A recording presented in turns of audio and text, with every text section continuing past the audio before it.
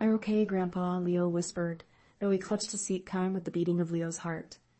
Outside, the world had dissolved into a monochromatic smear of charcoal and silver. The rain was not a storm of thunder and fury, but a persistent, ghostly drizzle that felt as though the clouds themselves had descended to walk among the pines.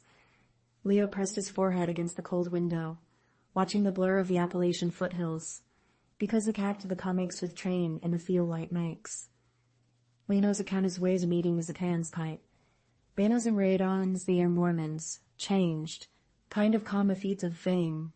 Base change in the store. Yeah, this train tearing into the bottom of the ocean. You can see the land data feels like we're driving in the bottom of the ocean. Kind of those meeting since Gate Relidia and then tiny sea. The car crested a sharp turn, the tires skidding slightly on the slick pavement, and the lights in the woods drew closer. They were no longer just orbs. As the mist thinned for a fleeting second, Leo saw them, the fog walkers. They were tall, elongated figures draped in what looked like tattered veils of lace and river mist. They didn't walk so much as glide, their feet never touching the sodden earth. They had no faces, only smooth, luminous surfaces that reflected the dim glow of the car's dashboard.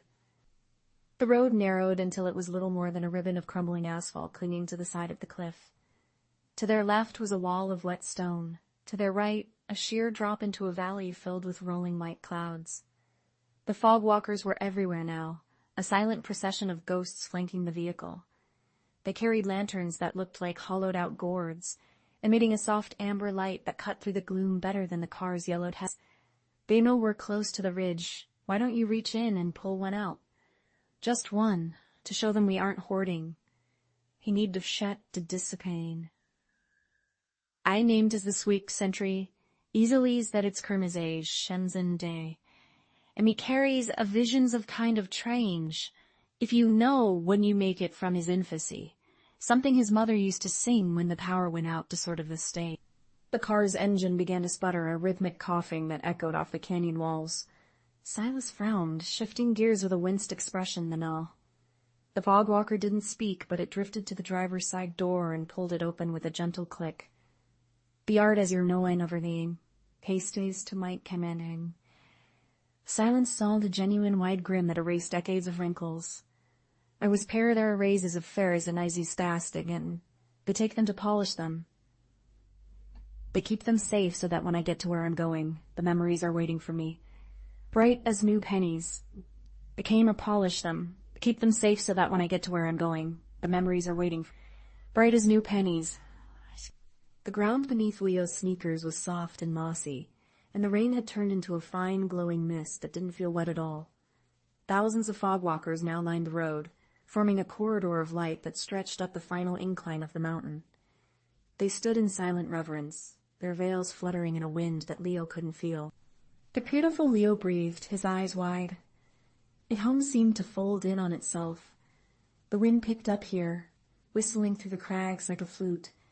The fog walkers gathered in a circle, their lanterns held high, creating a dome of amber light that shielded Leo and Silas from the gusting rain. In center of the circle stood a figure unlike the others, Garum to the climbs, the sparer and later and creative light promised Kaina. "It's home," Silas said. He stepped toward the edge, his form beginning to shimmer, becoming as translucent and radiant as the spirits around them. He was no longer the frail old man who needed a cane. He looked strong, vibrant, and young. He reached out and ruffled Leo's hair, his hand solid and warm for a brief second before turning back into the sensation of a summer breeze. "You have to go back now, Leo," Silas said. "The car will start. The road will be clear. Tell your mother that I didn't forget a single thing. Tell her I kept it all, and it's all waiting for us. Because the berries, shim boy. Don't leave carry the best part of me in here." Silas took his first step onto the bridge. As his foot touched the light, a burst of white blossoms erupted beneath him. He walked with a steady, confident stride, merging with the brilliance of the horizon.